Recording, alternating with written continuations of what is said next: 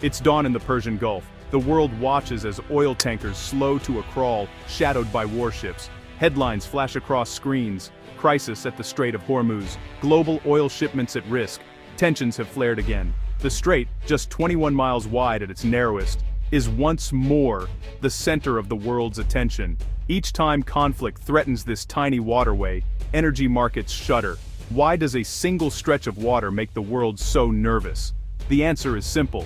The Strait of Hormuz is the most important oil choke point on the planet. Disruption here sends shockwaves through the global economy. Leaders from Washington to Beijing scramble, knowing that the price of oil and the stability of markets hangs in the balance.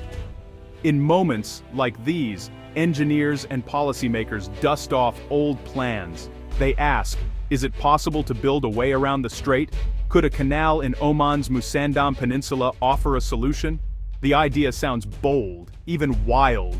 But as history shows, desperate times can spark astonishing ambitions. Look at a map, and the Strait of Hormuz appears as a slim blue thread between the Persian Gulf and the open ocean. On one side sits Iran. On the other, the rocky cliffs of Oman's Musandam Peninsula jut out into the water. This tight squeeze is all that connects the world's oil-rich Gulf states to global markets. The strait is not only narrow, it's shallow in many places, with strong currents and tricky navigation. Ships pass through designated lanes, only a few miles apart. There's little room for error. One accident, or a blockade, can halt traffic entirely. It's a geographical bottleneck of rare importance. Every day, hundreds of ships thread their way through the strait.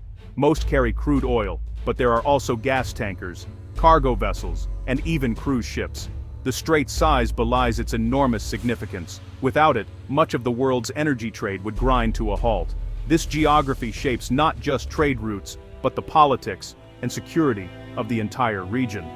Whoever controls access to the Strait of Hormuz holds a powerful card in the global game. The Strait of Hormuz is the world's most important oil choke point. About 1/5 of global oil, 20 million barrels a day, passes through here. It also handles 1/3 of the world's liquefied natural gas exports. When the strait is threatened, oil prices spike and markets panic. Like a single road out of a city, any disruption here causes global gridlock. The world's reliance on this narrow passage is a hidden vulnerability. Countries have tried to bypass the Strait of Hormuz, but alternatives fall short. Pipelines like Saudi Arabia's East-West line and the UAE's route to Fujairah help, but only handle a fraction of exports. Pipelines are costly, vulnerable, and not all Gulf countries have access to alternative routes. For now, the Strait of Hormuz remains irreplaceable, the shortest, cheapest way for Gulf oil to reach the world. Enter the Musandam Canal. This ambitious proposal imagines cutting a deep water channel through Oman's Musandam Peninsula. The canal would connect the Persian Gulf directly to the open Arabian Sea, bypassing the Strait of Hormuz entirely. For decades, the idea has fascinated engineers, strategists, and investors. On the map, the canal would start near Kasab, Oman's northernmost port. It would slice through about 30 miles of rugged mountains before reaching the ocean on the other side. Oil tankers could sail straight through, avoiding Iranian waters and the strait's choke point. The Musandam Canal could change the game. It would offer Gulf exporters a second, safer route to world markets. In theory, it could even reduce insurance costs and shipping times. For countries like Saudi Arabia and the UAE, it's a tantalizing prospect, but there's a reason the canal has never been built. The obstacles, geographical, financial, and political, are enormous. Still, the idea returns every time tensions flare at the Strait of Hormuz. It's the ultimate what-if, for a region built on oil. Building a canal through the Musandam Peninsula is a dream with daunting challenges. This is not flat land or soft sand. The peninsula is a fortress of hard, ancient rock. Jagged mountains rise sharply from the sea, with peaks reaching over 2,000 meters. Carving a channel wide and deep enough for modern tankers would require moving mountains, literally. Engineers estimate that digging such a canal would mean blasting and hauling away hundreds of millions of tons of rock. The terrain is remote and harsh, with few roads and little fresh water. Construction crews would face extreme heat, dust storms, and the constant risk of landslides. The technical demands are staggering. The canal would need to be at least 200 meters wide and 25 meters deep to accommodate the world's largest ships. Locks, pumps, and support facilities would be required, all in a region with limited infrastructure. The environmental impact would be severe, threatening unique wildlife and fragile coastal ecosystems. And yet, for some, these challenges only add to the allure. Solving such a puzzle would be a feat worthy of the world's best engineers, a modern-day wonder, if it could ever be done. So, how much would the Musandam Canal cost? Most estimates put it at over $100 billion, several times the cost of the Panama Canal, even adjusted for inflation. It's far more than even the Suez Canal expansion. The Musandam Canal would cut straight through Burdam Aumbudain Saipai. Unlike the Panama Canal, which was built at sea level, then there's the question of money. Who would actually pay for it? Oman is small and the investment would be risky.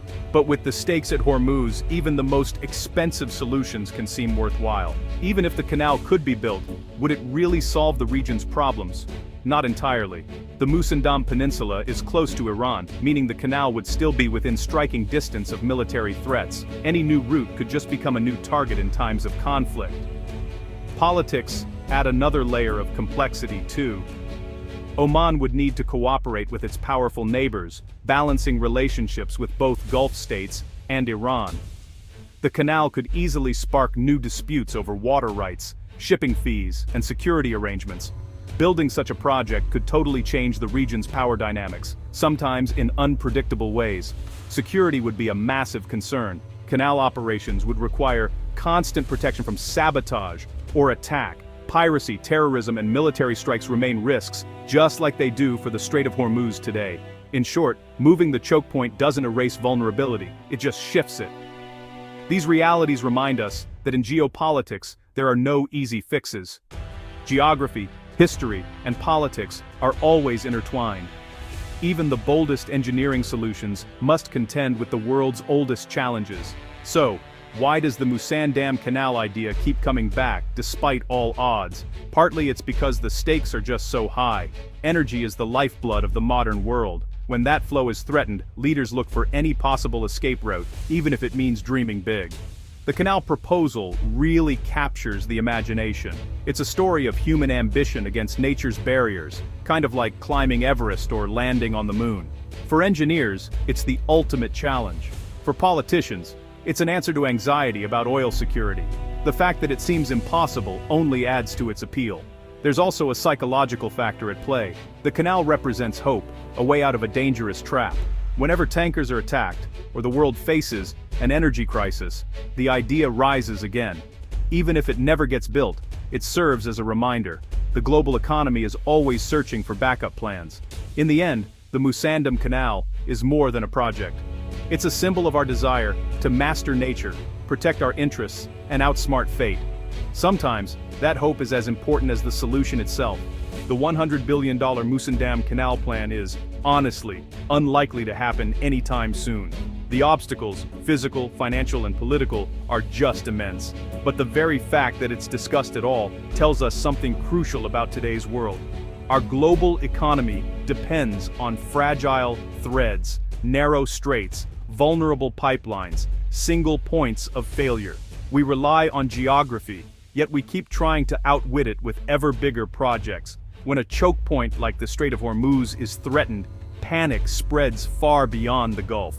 The search for alternatives, no matter how ambitious, shows just how exposed we really are. Maybe that's the real lesson of the Musandam Canal. In a world built on trade and energy, even the wildest schemes can seem necessary. Geography might shape our fate, but human ambition will always try to reshape the map. As long as the world runs on oil, the dream of bypassing Hormuz, however impossible, will never fully disappear.